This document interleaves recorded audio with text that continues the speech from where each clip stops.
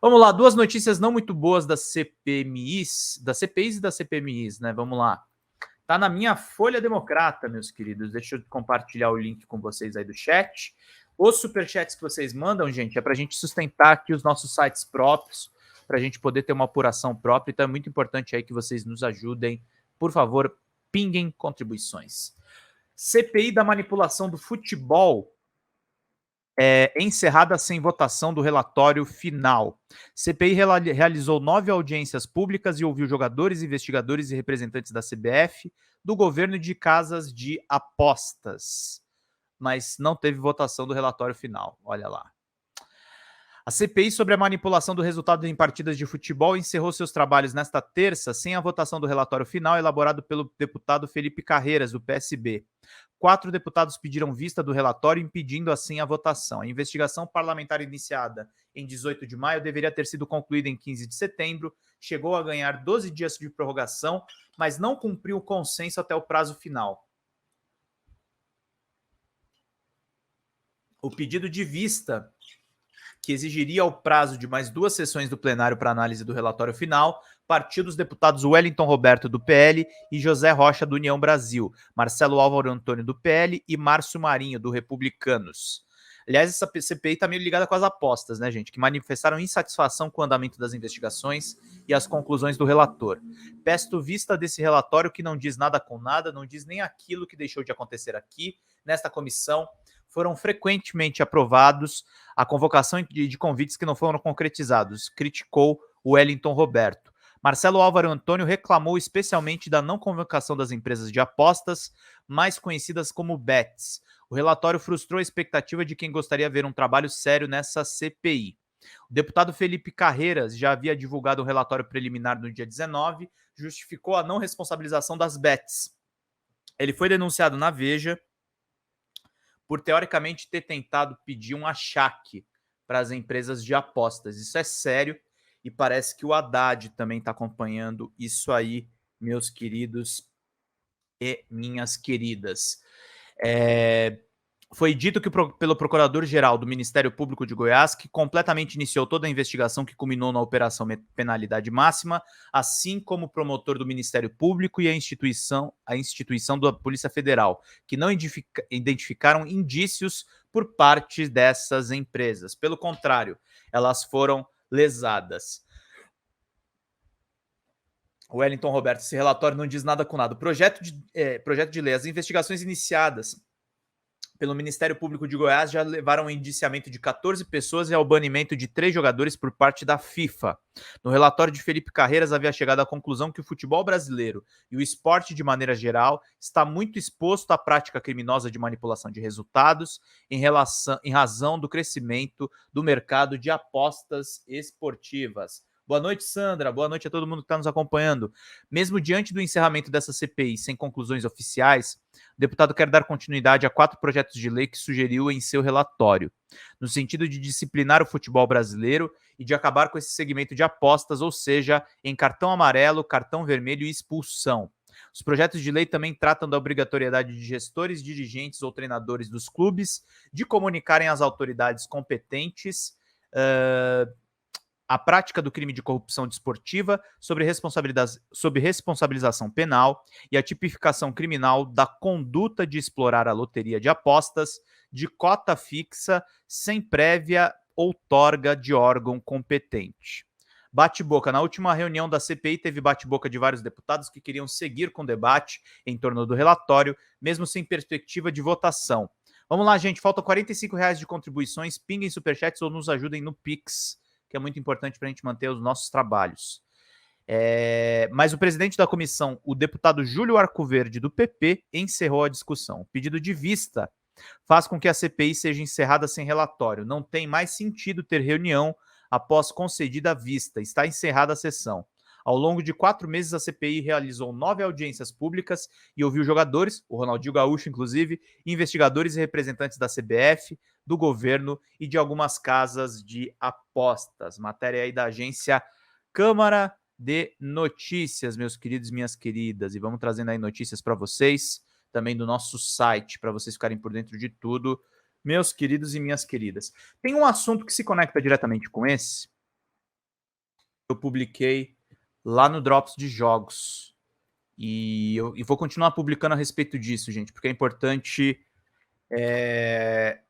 realmente enquadrar essas apostas. Porque os caras tentaram passar o marco legal dos games, tentando colocar o tal dos fantasy games. Vou botar o link do Drops de Jogos, que é parceiro aqui da Folha Democrata, tá, queridos? Eles tentaram passar o tal dos fantasy games, que nada mais são do que jogos de apostas disfarçados para terem isenção tributária e não serem taxados pelo Fernando Haddad. E aí chegamos nessa aspa de cara de pau do Irajá, do senador Irajá.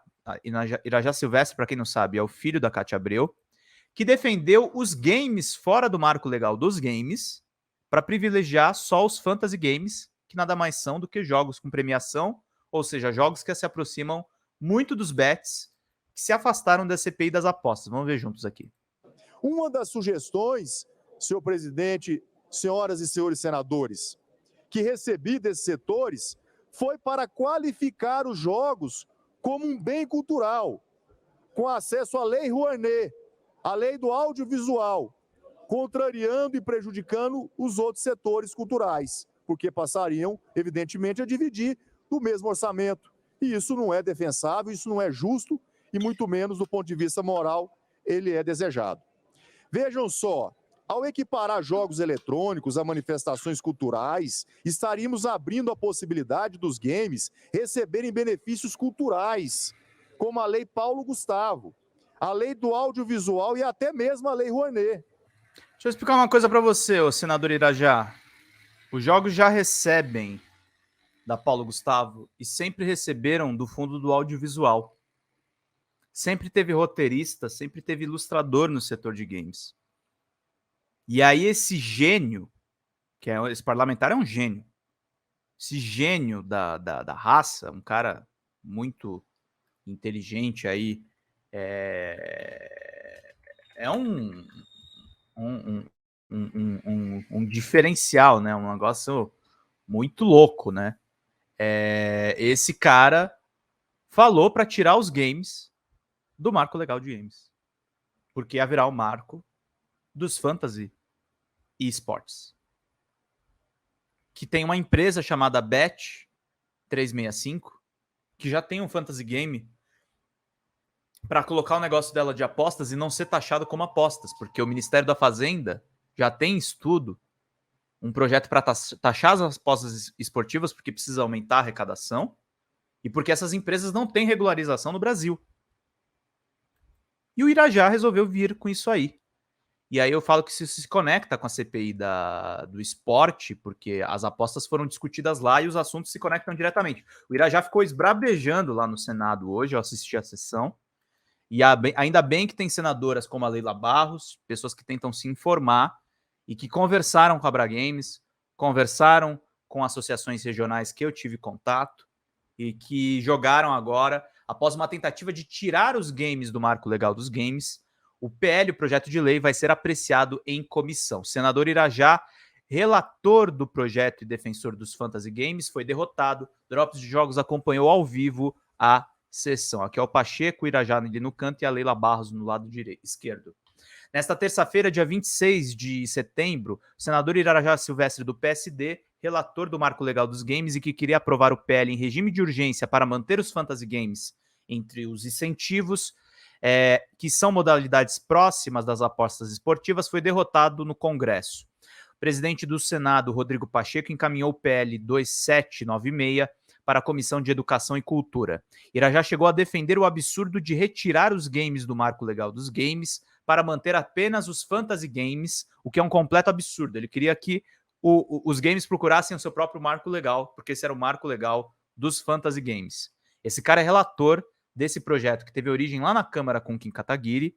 Ele é o relator no Senado. Não tem condição desse cara continuar relator disso aí. Também insinuou que os desenvolvedores de jogos independentes, os indies, são mamadores da Lei Rouanet. Eles não falou isso explicitamente, mas é o que dá para entender, e se aproveitam da Lei Paulo Gustavo, num argumento que daria orgulho à extrema-direita. Carlos Portinho, do PSL, do PL, aliás, preciso arrumar essa nota aqui. PSL não existe mais, né, Pedro? Pô, Vou até arrumar aqui ao vivo enquanto eu converso com vocês, meus queridos e minhas queridas. Deixa eu acertar aqui só essa nota aqui rapidão. Botei PSL, mas é PL. Carlos Portinho é do PL. Se alguém souber de alguma informação que tiver errada aí, me falem, que nesses sites que eu edito, eu consigo acertar ao vivo. Pronto, já acertei aqui. E aí eu vou atualizar aqui e vai aparecer PL, olha só. Carlos Portinho, exatamente, do PL, tentou defender esse ponto de vista indefensável. Eles foram desmentidos pela senadora Leila Barros, do PDT, e pelo senador Flávio Arnes, do PSB, que citaram as pesquisas da Abragames e as falas da pesquisadora Ivelise Fortin. Jacques Wagner, do PT, senador importante da base do governo, pediu mais debate sobre o tema. A matéria deve ser discutida no Senado nos próximos dias. O mais lógico seria tirar os fantasy games do projeto e que eles briguem por um marco legal deles, de preferência que sejam enquadrados como apostas e que eles paguem os impostos que eles devem. O jornalista Henrique Sampaio publicou um corte precioso sobre a sessão que eu mostrei para vocês já. E é isso, meus queridos e minhas queridas. E vamos